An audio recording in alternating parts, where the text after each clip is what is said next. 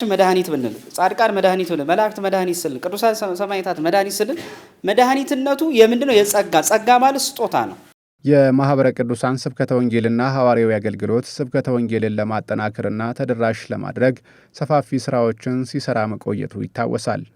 አሁንም ይህንኑ አገልግሎት አጠናክሮ በመቀጠል በተለይም ስብከተ ወንጌል ባልደረሰባቸው ጠረፋማና ገጠራማ አካባቢዎች ሰባኪያን ወንጌልን በማሰማራት ቃለ እግዚአብሔር መድረስ ባለበት ልክ እንዲደርስ ስራዎችን በመስራት ላይ ይገኛል። ይሁንና ማህበሩ እነዚህን ተግባራት ሲያከናውን ታዲያ ከባለድርሻና ተባባሪ አካላት ጋር በመቀናጀት ነው። በዛሬው የግብረ ሐዋርያት ዝግጅታችንም የጎፋ መካነ ሕያዋን ቅዱስ ገብርኤል ቤተክርስቲያን መካነ ሕያዋን ሰንበት ትምህርት ቤት ከማህበረ ቅዱሳን ጋር በመተባበር ከባሌ ሀገረ ስብከት ለተውጣጡ ሰባኪያነ ወንጌል የሚሰጠውን ስልጠና የተመለከተ ዝግጅት ወደ እናንተ እናደርሳለን።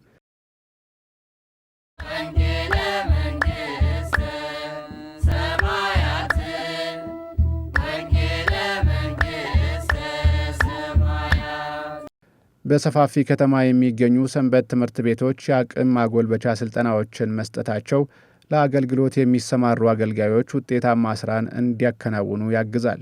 የመካነ ሕያዋን ሰንበት ትምህርት ቤትም ለመጀመሪያ ጊዜ የተቀበላቸውን 27 ሰልጣኞች በማሰልጠን ላይ ይገኛል። ስሜ እንዳለ አበራ ይባላል። በሰንበት ቤቱ አባል ነኝ። በዚህ በሐዋርያው ተልእኮ ደግሞ የመማር ማስተማር ሂደት ዋና አስተባባሪ ነው። ስልጠናው እንግዲህ መጀመሪያ የነበረው ከሀገረ ስብከቱ ጋር በመነጋገር ከማህበረ ቅዱሳን ጋር በጋራ በመሆን የተጀመረ ስልጠና ነው። ሰኔ 29 ቀን ተጀምሮ ሐምሌ 25 ቀን የሚጠናቀቅ ስልጠና ነው። ባሌ ካለው ሀገረ ስብከት ጋር በመነጋገር የራሳቸው መስፈርት ካወጡ በኋላ ወደ 75 የሚያክሉ ተማሪዎችን መርጠው ለዛ ለማስተማር ብቁ ናቸው ብሎ ያሰቧቸውን 30 ተማሪዎች ነበር የሰጡን። በተለያዩ ምክንያት ከ30ዎቹ አሁን 27 ናቸው እየሰለጠኑ ያሉት። ያለ እግዚአብሔር ፈቃድ አይደለም መንፈሳዊ ድህንን ለማስገኘት ቀርቶ እንኳን ይንተውት ሰው የሚበላው የሚጠጣው እንኳን በእግዚአብሔር ቸርነትና ፈቃድ ነው። የምንኖረው ህይወት ሁሉ እግዚአብሔራዊነት ነው እንጂ በራሱ ኔቸር ብቻውን ፍጹም ይሄን የጸጋን የመድኃኒትነት አያስገኝም። ስለዚህ የጸጋ መድኃኒትነት ለቅዱሳን የሚሰጥ ነው። አዎ ስሜ ዮርዳኖስ ሀብታሙ ይባላል።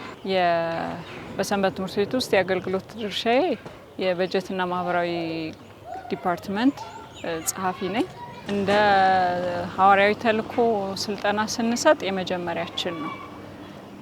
ጥያቄው የመጣው ያው ከሀገረ ስብከቱ በቀረበልን ጥያቄ መሰረት ይህንን ጥያቄ ሲያቀርቡልን ከማህበረ ቅዱሳን ጋር በመነጋገር ይህን ጥያቄ ተቀብለን አገልግሎቱን ጀምረናል። ለእኛ እንደ አዲስ እንደመሆኑ ትንሽ ፈታኝ ነበረ። ጥያቄውም ሲቀርብልንና ትምህርቱን ለማስጀመር የነበረን ጊዜ አጭር ነበር። ሆኖም ግን እንደ እግዚአብሔር ፈቃድ ሁሉንም ነገር በሚገባ ባቀድነው መልኩ ተሳክቶልን ዛሬ ላይ ደርሰናል። ያነጋገርናቸው ሰልጣኞች እንደሚናገሩት በአካባቢያቸው የሚሰጠው የስብከተ ወንጌል አገልግሎት ያን ያህል አመርቂ እንዳልሆነና የሰባኪያነ ወንጌል እጥረትም እንደሚስተዋል ነግረውናል። ዘማሪ በልስኪ ጌታውን እባላለሁ። የመጣሁት ከባሌ ሮቤ ጎሮ ወረዳ ከጨፌ ማና ቀበሌ ነው። በእውነቱ የመምህራን እጥረት አለ። መምህራን እንደዚህ በጣም ሰፊ መምህራን ተመርቀው የወጡ መምህራን የሉም። ያው በንክስ ሰዓት በተለያዩ ጊዜዎች ንክሶች በሚከበሩበት ሰዓት በወረዳ ደረጃ ያሉ አባቶች እየመጡ ትምህርት ይሰጣሉ። ከዛ ውጭ ግን በዚሁ በአዲስ አበባ ሰልጥነው የመጡ አሁን አዳዲስ ሰልጥነው የመጡ ተማሪዎች ናቸው የሚያስተምሩት። የወንጌል እጥረት አለ። ሰፊም በጣም ባይሆን የወንጌል እጥረት አለ በመጠኑ ግን በተገቢው ደረጃ እንዲደርስ የወንጌል ትምህርት ያስፈልገናል።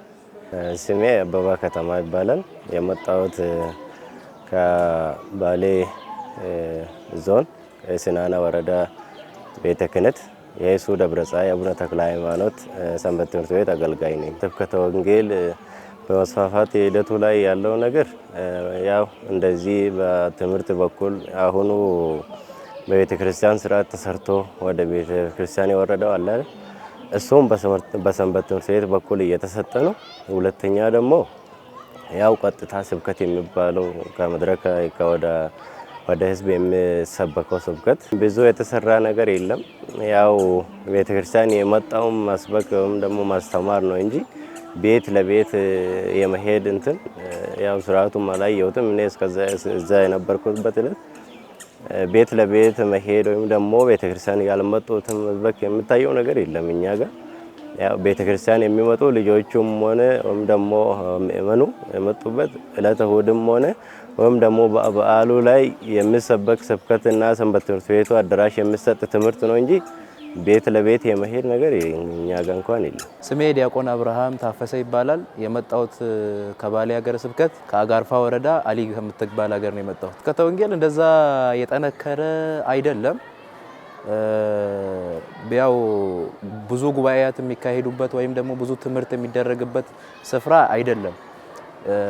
በዓላት ሲኖሩ ክብረ በዓል ንግስ ሲሆን እንደዚህ ታስቦበት ለአንድ ለሁለት ቀን ቢደረግ ነው እንጂ ታስቦበት ወንጌል እንዲማሩ ሰንበት ትምህርት ቤቶች ላይ የሚሰራ ስራ የለም እና የተዳከመ ነው። ህዝቡ አሁን በተለምዶ በባህሉ ነው እየሄደ ያለው እንጂ ወንጌል በሚያዘው ወይ ደግሞ ቤተክርስቲያን በምታዘው መንገድ እየሄደ አይደለም።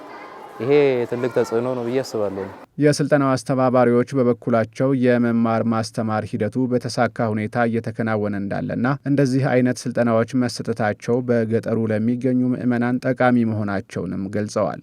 ስሜ ሂሩት ገዛኸኝ ይባላል። የማገለግለው የስራ ድርሻዬ በምዕራፈ ኦራዞት በኃላፊነት ክፍል ውስጥ ነኝ ያለው። ስልጠናው በጣም መልካም የሆነ ስልጠና ነው የሰጣቸው ያሉት። ልጆቹም በጣም ተቀባይነታቸው በጣም ሰፊ ነው። ጎበዞች ናቸው። መምህራኖቻቸውም ያው በአግባቡ በየሰዓቱ በተለያዩ ሰዓት እየገቡ ትምህርታቸውን በአግባቡ እየሰጡ ነው ያሉት። የተምሮ የማስተማር ሂደቱ በጣም መልካም የሆነ ሂደት ነው እየሄደ ያለው እስካሁን ድረስ። እኛ እዚህ ከተማ ውስጥ ነው ያለነው፣ እነሱ ደግሞ ገጠር ናቸው ያሉት። ተደራሽነቱ በጣም ያነሰ ስለሆነ እንዲህ አይነት ትምህርቶች በየጊዜው ወደዚህ እኛ ባለንበት አካባቢ እየመጡ ስልጠናዎችን እየሰጡ እየወሰዱ ሄደው ደግሞ እዛ እነሱም ቤተክርስቲያንን አካባቢ ያሉትንም ክርስቲያኖች በሚገባ እያስተማሩ ክርስትናቸውን በሚገባ እንዲያስቡ እንዲከታተሉ ያደርጋቸዋል። የስልጠና ሂደታቸው በጣም ጥሩ ነው ያለው። ቆይታቸው ደግሞ ቅድም እንደገለጽኩት ከሰኔ 29 ጀምሮ እስከ 25 ድረስ ነው። አሁን የፊታችን እሁድ ምርቃታቸውን ያካሂዳሉ። መምህራንን በተመለከተ ደግሞ ከማህበረ ቅዱሳን ከማዕከል የሚመጡልን መምህራንና የሰንበት ቤቱ ቴዎሎጂያን የሆኑ መምህራን ናቸው እየሰጡ ያሉት። በተለይ የገጠሪቱ ቤተክርስቲያን ላይ ያው ወቅታዊ የሆነውን የቤተክርስቲያንን ችግር ሁላችንም እናውቀዋለን። አህዛብ ብዙ ክርስቲያኖችን የሚያዩበት ቤተክርስቲያን የሚያቃጥሉበት፣ በገጠሪቱ አካባቢ ደግሞ ብዙ ሰዎች ቃለ እግዚአብሔር የማያውቁበት ስለሆነ ፋይዳው ከበፊቱ ከከተማ ካለው ፋይዳ በጣም እጅግ የላቀና አስፈላጊ ነው። እኛም ይህን አስፈላጊነቱን ተረድተን ነው አሁን እየሰጠን ያለ ነው ማለት ነው። በትምህርት ሂደቱ ዙሪያ እስካሁን እግዚአብሔር ይመስገን ብዙ የገጠመን ችግር የለም። እውነት ለመናገር ልጆቹም ከጠበቅነው በላይ ሆነው ነው የትምህርት አቀባበላቸውንም ያገኘ ነው። እኛ ከዛ ይመጣሉ ሲባል እንዳውም ትንሽ ደረጃቸውን ዝቅ አድርገን ያሰብነው እንትን ነበረ። ግን ሆኖም ልጆቹ በአገልግሎትም በሳል የሆኑ ልጆች ናቸው። ስለዚህ ቃለ እግዚአብሔሩንም ለመቀበል የነበረውንም ነገር ተግባራዊ በማድረግ ልምምዱንም ምናምን ሲያደርጉ በጣም ጥሩ ሂደት ነው የነበራቸው። እስካሁንም በነበራቸው ምንም የትምህርት ሂደቱ ከማህበረ ቅዱሳንም ከሌሎች መምህራንም ጋር የነበራቸው የትምህርት ሂደቱ በጥሩ ሁኔታ ተሳክቶ እዚህ ደርሰናል። እንደዚህ መጥተው መማራቸው በጣም ትልቅ ፋይዳ አለው። መጥተው መማራቸው ደግሞ በተጨማሪ እዚህም ያለውም በከተማ ያለውንም የአገልግሎት እንቅስቃሴ አገልጋይ ምን አይነት እንትን እንዳለው በስፋት ይረዳሉ ብለን እናምናለን። ያንንም ከግንዛቤ ውስጥ ከተው እንደሚሄዱ ተስፋ እናደርጋለን እና ይሄ በጣም ትልቅ አስተዋጽኦ ይኖረዋል። አገልግሎታቸውንም በበረታ ሁኔታ ማድረግ ይችላሉ ብለን እናስባለን። እነሱም ትልቅ መስዋዕትነት ከፍለው ነው የመጡት። አብዛኞቹ አሁን የተቀበልናቸው ተማሪዎች በግብርና ስራ ላይ በንግድ ስራ ላይ ምናምን የተሰማሩ ተማሪዎች ነበሩና ይህንን ፈታኝ ጊዜ ራሱ ይህንን ስራቸው መተዳደሪያቸውን ትተው መምጣታቸው ለኛ የእነሱን ቁርጠኝነትም ያወቅንበት ነው። እነሱም ደግሞ ከዚህ በኋላ ለሚኖራቸው አገልግሎት በጣም በጽናት የሚሄዱበት ይሆናል ብለን ተስፋ እናደርጋለን። የስልጠናው ተሳታፊዎች እንደነገሩን በስልጠና ቆይታቸው ቀድሞ በነበራቸው መንፈሳዊ እውቀት ላይ ከመምህራን በሚሰጣቸው ስልጠና ለአገልግሎታቸው ስንቅ የሚሆናቸውን ተጨማሪ እውቀት እንዳገኙም ጠቁመዋል። እዛም ያለን የተወሰነች አለች፣ ግን ደግሞ እዚህ ስንመጣና እዛ የነበረው ነገር በጣም ልዩነት አለው። ሰፊ ርቀት አለው ማለት ነው። አንደኛ ሰፊ ትምህርትን ያለው፣ ሁለተኛ ደግሞ በጣም የሚያውቁ መምህራንና እጅግ በጣም አስፍተው የሚናገሩ በደንብ የሚያስገቡ መምህራን ያሉት። በፊት እናውቃለን ብለን የምናስብ ሰዎች ምንም እንደማናውቅ ነው አሁን ያወቅ ነው። ስለዚህ አሁን ላይ ምንም በቃ ትልቅ ትምህርትን ይወስር ነው። ይሄ ትምህርት ደግሞ በቃ ለሌሎቹም ቢደርሳቸው፣ በተለይ ደግሞ ካህናቱ መጥቶ ቢማር። አሁን እዚህ ውስጥ ካህናት ያልሆኑ ልጆች አሉ፣ ዲያቆናት ያልሆኑ አሉ፣ ክህነት የሌላቸው አሉ። ግን ከነሱ በላይ መምህራኖቹ ካህናቶቹ መጥተው ቢማሩ እጅግ በጣም ውጤታማ ይሆናሉ ብዬ አስባለሁኝ። አሁን እነዚህ ስልጠናዎች እንግዲህ በአንድ ወር ውስጥ እኛ ብዙ ነገር ነው የተማርነው፣ ብዙ ነገሮች ተምረናልና ይሄንን ሌላ ሰው አንድ ሁለት ሰው መጥቶ ቢማረው ከአንድ ብርቱ ሁለት መድኃኒቱ እንደሚባለው ማለት ነው። እንደዛ በጣም ሰፋ ተደርጎ ብዙ ነገር ሊሰራ ይችላል። ባሌን ብቻ ሳይሆን ኦሮሚያንም መቀየር ይቻላል እንደዛ ሰፋ ተደርጎ ቢሰራበትና በጣም አሪፍ እድል ነው። እንደዚህ አይነት እድል የሚያገኙ ሰዎችም እድሉም በጣም ቆንጆ ነው። በሌላ መልኩ በየአካባቢያቸው ያለው የአገልጋዮች ስምሪት በስፋት ባለመኖሩ ለስብከተ ወንጌል መስፋፋት እንደ ችግር የሚታይ መሆኑም ተመላክቷል። ያው ትልቁ ነገር ግን የአገልጋዩ ማሰማራት ችግር አለ። ምክንያቱም ሰባኪውም አንድ ሰባኪ ነው የሚገኘው። ሌላ ሰንበት ትምህርት ቤት ውስጥ የሚሰበክ ነገር ነው እንጂ አንድ ሰባኪ ደብሩ ላይ ካለ እሱ የሚሰብከው ያው ደብሩ ላይ ነው እንጂ ወደ ቤት ለቤት ወይም ደግሞ ወደ መሰማራት የሚል ነገር የለም። ወይም ደግሞ በንክስ ጊዜ ሌላ አጥቢያ ስላለ በዚያን ጊዜ ነው እንጂ የመሰማራት ችግር ያለበት አገልጋዩ ላይ ነው ብዬ ነው የማስበው እኔ። ለዚህ ስልጠና መሳካት ቅድመ ዝግጅት ከማድረግ ጀምሮ ሙሉ የስልጠና ወጪውን በሰንበት ትምህርት ቤቱና ተባባሪ አካላትን በማሳተፍ የተሸፈነ መሆኑን ከስልጠናው አስተባባሪዎች መረዳት ችለናል። ፋይናንሱን በተመለከተ አብዛኛው የሰንበት ቤቱ ነው የሚሸፍነው። ከማደሪያውም ከምግባቸውም ሌሎች ቁሳቁሶችን በማስተባበር የሰንበት ቤቱ አባላትና ሌሎች አካላትን በጋራ በማስተባበር እየተሰራ ነው ያለው። እንደ ፋይናንስ አሰባሰቡ ፈታኝ ነበረ። እንዳልኩ የተሰጠንም ጊዜ አጭር ስለነበረ በዛ አጭር ጊዜ ውስጥ ከሰው አሰባስበን ማለት ሰንበት ትምህርት ቤቱ ይህንን እንትን ሊሸፍን የሚችልበት የፋይናንስ አቅም አልነበረውም። ስለዚህ ግዴታ አባላትን በማስተባበር ነው ይሄ ስራ የተሰራው እና አባላቱ ያው የተዋቀሩበት ከዚህ በፊት የነበራቸው አደረጃጀት ስለነበረ በዛ መልኩ በያላቸው አደረጃጀት ይሄንን የፋይናንስ እንትኑን እንዲሰበስቡን ያደረግነው። አሁን ለምሳሌ ብናነሳ ምዕራፈ ወራዙት የሚባሉ ማለት በጉልምስና እድሜ ያሉ የሰንበት ትምህርት ቤት አባላት ትልቁን ድርሻ እንትን አድርገው በተለይ ደግሞ ይሄ ከምገባ ጋር ተያይዞ ያሉትን ወጪዎች በራሳቸው በሚችሉት እንትን ተንቀሳቅሰው ነው እየሸፈኑ ያሉት። ሌሎች ደግሞ ትንሽ በፋይናንስ አቅም ደና የምንላቸውን አባላት ደግሞ እነሱንም ይሄ ትልልቅ ወጪዎች የመኝታ፣ የውሃ ምናምን ተያያዥ የነበሩ ወጪዎችን ደግሞ እነሱን እንዲያሰባስቡ በማድረግ ከፋፍለን ነው የሰራ ነው ስራውንና እነሱም ሁሉም በየድርሻቸው የተሰጣቸውን ኃላፊነት ተወጥተው እስካሁን ድረስ እንግዲህ ምንም እንትን ሳይጎልብን የተፈለገውም ነገር ተሟልቶ እዚህ ላይ ደርሰናል። በፋይናንስ አቅም ሰንበት ትምህርት ቤቴን በብዙ መልኩ አመሰግናለሁ። ምክንያቱም አንድ ልብ ሆነን ተናበን በሽሚያ ማለት ይቻላል የምናገለግል ያለ ነው እና ምንም ሳይሰለቸን ሁላችንም በቅንነት ስራችንን ትተን ጠዋት ገብተን ማታ 3 ሰዓት ነው የምንወጣው። ምንም እንዳይጎልባቸው ሁሉን የሚያስፈልገውን ሁሉ ግብአት እያሟላን የጽህፈት ቤት የሰንበት ቤታችን ጽህፈት ቤት ኃላፊዎችም በየጊዜው ምን ጎደለ እያሉ እየተከታተሉን እኛም ደስ ብሎን እያገለገልን ስለሆነ ሰንበት ቤቴን ከልብ አመሰግናለሁ። የዚህ ስልጠና ተሳታፊዎች በበኩላቸው የጎፋ መካነ ሕያዋን ቅዱስ ገብርኤል ቤተክርስቲያን መካነ ሕያዋን ሰንበት ትምህርት ቤት ከአቀባበል ጀምሮ ሲያደርግላቸው ለነበረው መልካም ነገር ሁሉ ምስጋናቸውን አቅርበዋል። እዚህ እውነት ለመናገር በመጀመሪያ ስንመጣ ነው ያው ወደ ትምህርቱ ሳንገባ በፊት ነው ወንጌል አስተምረው እግራችንን አጥበው ነው የተቀበሉን። ከዛም በኋላ ያለው ሁሉም ነገር በጣም ነው ደስ የሚለው። እንግዶችን የሚቀበሉበት መንገድ፣ ሰውን ትሪት የሚያደርጉበት መንገድ፣ ብዙ ነገሮቹ እንዳለ ደስ ይላልና ህይወታቸውም ማስተማሪ ነው። እኛም ይሄንኑ ለማስተማር ነው እንግዲህ የምንሞክረው የምናደርገው። እንደዚህ አልጠበቅኩም። ምክንያቱም የጠበቅኩትና ወይም ደግሞ በልቤ ውስጥ ያሰብኩትና እዚህ ያየሁት ነገር ሰማይና ምድር ሆነብኝ። ምክንያቱም ከመጀመሪያ ስነሳ ከአቀባበልም ሆነ ከመጀመሪያ ስንገባ እግራችን ታጥበን ወይም ደግሞ በራሳችን ሳይሆን እነሱ አጥበውን ከዛ በኋላ ደግሞ ልብስም ሆነ ጫማም እንደምታዩ እነሱ ነው የሰጡን። ከዛ ነው የተጀመረው። ማለትም ፍቅር ከፍትፍቱ ፊቱ እንደሚባል ሁሉ መጀመሪያ አየሁት። ከዛ ያየሁት ሁሉ በመጀመሪያ ቀን እንደዚህ ከሆነ ኋላ ደግሞ ከዚህ የሚበልጥ ነገር አለ ብዬ አሰብኩኝ፣ በልቤ አሰብኩኝ። እንዳሰብኩም ደግሞ ካሰብኩት በላይ ስለሆነ እዚህ ላይ እንኳን በቃላት እንኳን ለመግለጽ ትንሽ ይቸገራለሁ። በአጠቃላይ ግን ያለውት ነገር ያየሁት ነገር ሁሉ በትምህርትም በኩል ሆነ በመስተንግዶም በፍቅርም በኩል ሆነ ሁሉም ነገር ለመግለጽ እንኳን ቃላት የለኝም።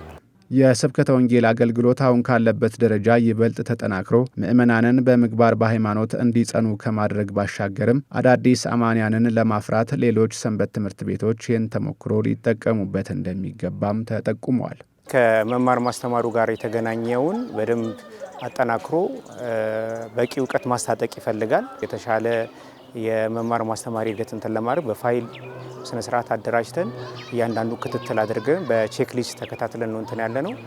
ሌላው የምዘና ስርዓት አላቸው። ስነ ስርዓት ፈተና ይፈተናሉ። የቡድን ስራዎችንም ይሰራሉ፣ አሳይመንቶችንም ይሰራሉ።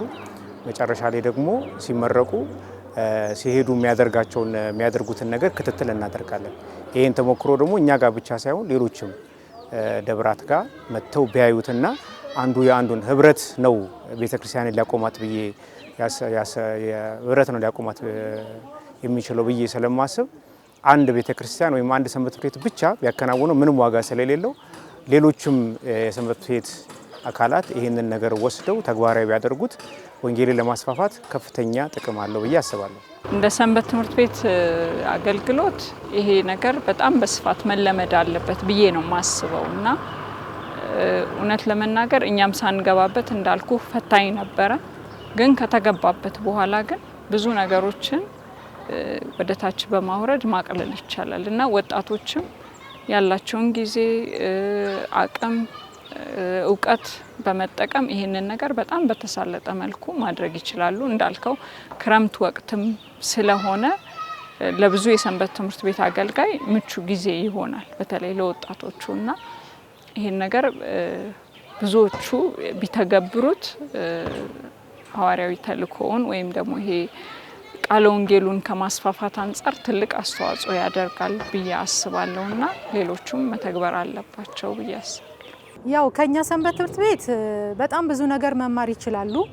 ምክንያቱም እንደ ሰንበት ትምህርት ቤት አንጋፋነቱም እንዳለ ሆኖ እኛ በጣም ብዙ ነገር ነው ተቀናኝተን ተናበን ሰርተን ዛሬ ላይ በጣም ጥሩ የሆነ ነገር እያደረግንላቸው ነው ያለነው እና ሌሎችም ቤተክርስቲያኖች አንጋፋ የሆኑትም ሆኖ አዲስ አበባ ከተማ ላይ ያሉ ቤተክርስቲያኖችም ይህንን ተልእኮ ተቀብለው ሁሉም ሰው ኃላፊነቱን የክርስትና ግዴታውን ቢወጣ ብዙ ክርስቲያኖችን ማፍራት እንችላለን። ስለዚህ ይህንን አጽንኦት ተሰጥቶበት እንደ ሀገረ ስብከት የተለያዩ ሀገረ ስብከቶች አሉ። እነሱም እየላኩ እነዚህን ተማሪዎችን በማብቃት ወደ የሀገረ ስብከታቸው ቢልኩ መልካም ነው እላለሁ። እሺ፣ እንደየአካባቢው ያው የተለያዩ ጠንካራ ጎን ያላቸው ስብከተ ወንጌሎች አሉ። እንዲሁም ደግሞ ገጠራማ አብያተ ክርስቲያናት እዛ አካባቢ ደግሞ ሰፊም የተስፋፋም ስብከተ ወንጌል አገልግሎት የለም።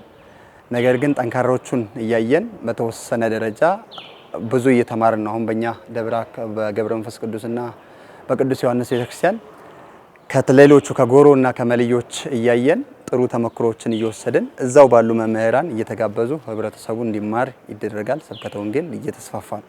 በምንፍቅናውም ደረጃ ደግሞ ማለትም ፕሮቴስታንቱ በየመንገዱ በመያዝ በማስተማር አንዳንድ እይታዎች ይታያሉ።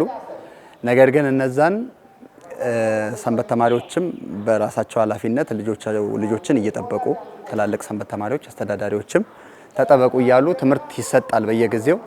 ያን ያህል ግን ሰፊም ትምህርት የለውም፣ ሰፊም ተሞክሮ እውቀትም የለም። ግን አሁን ላይ እንደዚህ ጠንከር ብለው ወደኛ አልመጡም። እንደዛውም ቢሆን ደግሞ ኮርሶች፣ የተለያዩ ነገሮች እየተሰጡ ይገኛሉ። በዚህ መንገድ ነው እየሄድን ያለ ነው። ሰልጣኞቹ እንደነገሩን ከዚህ ስልጠና በኋላ ወደ የመጡበት ሲመለሱ በአካባቢው ያለውን የስብከተ ወንጌል አገልግሎት በሚገባ ለማጠናከር ማቀዳቸውን ገልጸዋል። አሁን የመጣነው ተማሪዎች በቁጥር 27 ስለሆንን 27ታችንም ተመካክረን ልንሰራ ብዙ ሀሳብ አለን። አሁን ላይ ተወያይተን ያስቀመጥናቸው ሀሳቦች አሉና በግላችን ደብራችንን አሳድገን ስብከተ ወንጌል ተደራሽነት እንዲኖረው ህዝቡ ከባህሉንም በማይነካበት ሁኔታ ሃይማኖቱን ደግሞ ጭራሽ ሳይነካው አንድ ላይ እንዲያስኬደው በጣም በሰፊ ለመስራት አስበናል።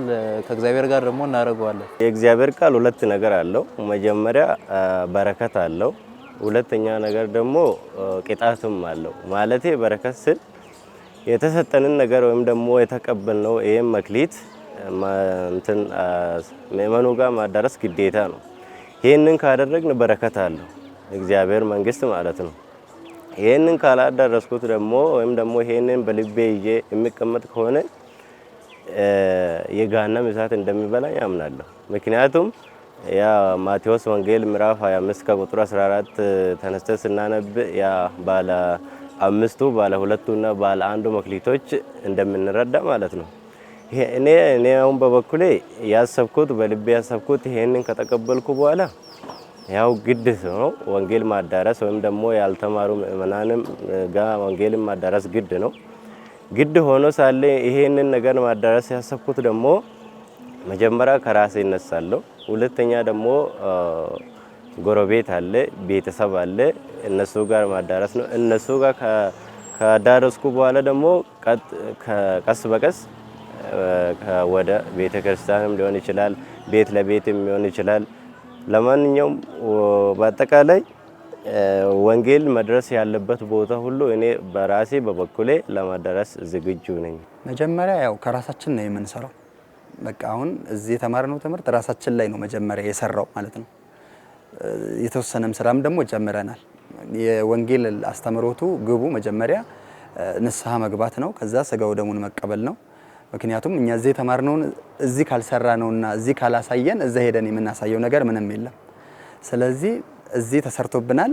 እዚህ የተሰራውን ስራ ደግሞ እዛ ሄደን ለማያውቁ ሰዎች ያለንን ነገር የተሰጠንን ነገር ማካፈል፣ ከዛ ደግሞ በሌለን እውቀት ላይ ደግሞ መጻሕፍቶችን ሪፈር እያደረግን እያጠናን እውቀታችንን የተሰጠንን ሀብት ማሳደግ ነው። ከዛ ውጪ ለሰንበት ትምህርት ቤት ስልጠናዎችን መስጠት፣ ከሰንበት ትምህርት ቤት አልፈን ደግሞ ወጣቶችን ማደራጀት፣ ቤተክርስቲያንን እንዲጠብቋት አጥር እንዲሆኗት ማድረግ። ለምሳሌ ጫት ቤት ያሉ ወጣቶች ቤተክርስቲያን ስትቃጠል ስትፈርስ ነው ዱላ ይዘው የሚነሱት። ያለ ማወቅ ቤተክርስቲያንን እምቢ ይላሉ። ግን ጫት መቃሙ እኮ ኃጢአት ነው። ስለዚህ ያንን ጫት እንዳይቅሙ ከዛ ወጥተው ቤተክርስቲያንን እንዲጠብቋት ማድረግ ማሰልጠን፣ ያንን እንሰራለን። ከዛ ውጪ ከሰበካ ጉባኤ ጋር አንድ ላይ በመሆን ከወረዳው አመራር ጋርም ከሀገረ ስብከትም ጋር አንድ ላይ በመሆን በመቀናጀት፣ ምክንያቱም እነሱ ስልጣን ላይ እስካሉ ድረስ ያለ እነሱ ፍቃድ ምንም ማድረግ ስለማንችል ከነሱ ጋር አንድ ላይ ሆነን እነሱን አሳምነን ወደ ስራ መግባት እንዲያለ ሀሳብ ነው ያለን። መጀመሪያው በእኔ አቅም ሳይሆን በእግዚአብሔር አቅም ነው የሆነው። ከሁሉ በፊት እግዚአብሔርን በጣም አመሰግናለሁ። ሲቀጥል የደብራችን አስተዳደር ቀሲስ ታምራት ይባላሉ። እሳቸውን በጣም ማመስገን እፈልጋለሁ። ይህንን እድል የሰጡኝ እሳቸው ናቸው። ቀጥሎ ሀገረ ስብከታችን አለ። ሀገረ ስብከታችንም በጣም ተንከባክቦ ነው እዚህ ያደረሰን። ሌላው ደግሞ ማህበረ ቅዱሳን ራሱ እጁ አለበት ለዚህ ነገር መሳካት። አንደኛው እሱ ነው። በሰፊው ደግሞ እዚህ ያሉት በአካልም በሁሉም በትምህርትም ያስተማሩን ደግሞ እዚህ ያሉት መምህራን ያደረጉልን ነገር በእውነት ራሱ ድርጊቱ ራሱ ወንጌል ነው ከትምህርቱ ውጪ። እነሱንም በጣም ማመስገን እፈልጋለሁ። አሁን በፊት እናደድ ነበር እዛ ሆኜ ማለት ነው። የምናደድበትም ምክንያት ለማይረባ እዚህ ግባ ለማይባል ትምህርት መናፍቃኑ አህዛቡ ልጆችን እያመጣ እያሰለጠነ መልካም ወጣት እያለ ወጣቶቻችንን እየወሰደ ብዙ ትምህርት እያስተማረ እኛ ላይ እያሰማራ እኛኑ እየቀጡን ነበር የነበረው። አሁን ላይ ግን እንደዚህ ያለ ሀሳብ መጥቶ በመልካም ወጣቶች፣ በጥሩ አባቶች፣ በጥሩ ወንድሞች ይሄ ነገር ከዛ ከመጣን በኋላ በእግር በማጠብ በተለያየ ስራ የሚያገለግሉ እዚህ ውስጥ በርካታ ሰዎች አሉ። ከኛ ጋር ደግሞ በትምህርት ላይ ሳለን የማይለዩ አብረውን ቁጭ ብለው የሚማሩ እንደገና ደግሞ እጅግ በጣም ራሳቸውን ሰጥተው ኑሯችንን ሳይሉ አብረውን የሚያገለግሉ ወንድሞች አሉ። ይሄ ትልቅ የወንጌል አርበኝነት ነው። ወደፊትም ደግሞ ይሄ ነገር ቢዘልቅ ቤተክርስቲያናችንን በጣም እናሳድጋታለን፣ ትልቅ ደረጃ እናደርሳታለን። ከፍ ብላ ምናልባትም አሁን ላይ ቤተክርስቲያን በጣም እየተጎዳች ያለችበት ሁኔታ ላይ ነው ያለነው። ግን አሁን ላይ እንደዚህ ያሉ የሚሰሩ ሰዎች ከተገኙና ሌሎችም ስልጠና የሚወስዱ ሰዎች ከተገኙ እነሱን የሚያሰራቸው ሰው ከተገኘ ቤተክርስቲያን ትሻገራለች።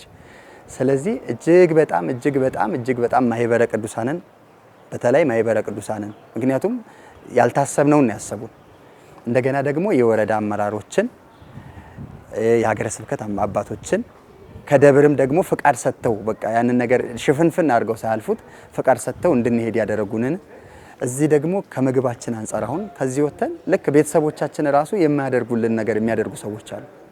ልብሶቻችንን በስርዓት ንጽህናችንን እንድንጠብቅ ሻወር በስርዓት እንድንወስድ ምግብ እንድንበላ በስርዓት እዚህም ደግሞ ትምህርቶችን በስርዓት እንድንከታተል የሚያደርጉን ወንድሞች አሉ።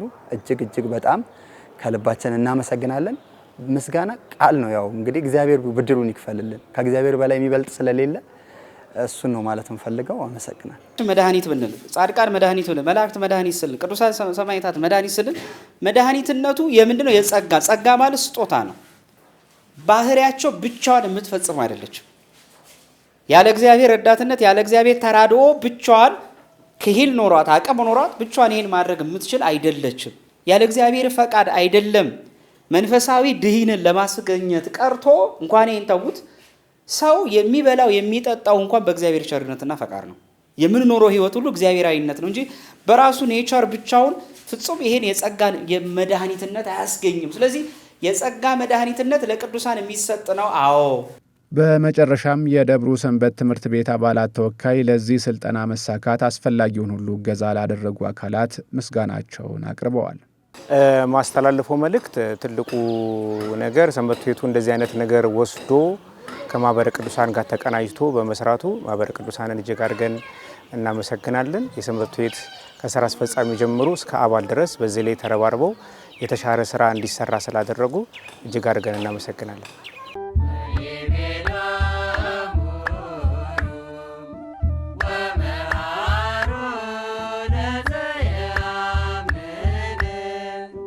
ወንጌል